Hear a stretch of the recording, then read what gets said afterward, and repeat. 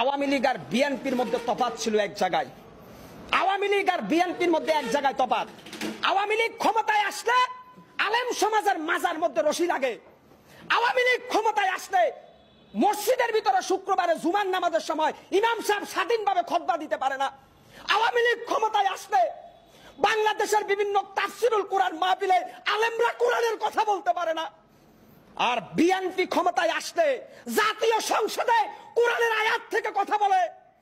BNP ক্ষমতায় আসলে বাংলাদেশের প্রত্যেকটা জেলায় মানুষ কোরআনের পক্ষে সোচ্চার কণ্ঠে কথা বলতে পারে। বিএনপি ক্ষমতায় আসলে এদেশের কোনো আলেমকে জেলখানায় যেতে হয় না। বিএনপি ক্ষমতায় আসলে এদেশের রাম বাম নাস্তিকরা কোরআনের বিরুদ্ধে কটূক্তি করার সাহস পায় না। বিএনপি ক্ষমতা আসলে বিশ্ব নবীকে অপমান করার সাহস এই মুসলমানের দেশে কেউ দেখাইতে পারে না। কেন আজ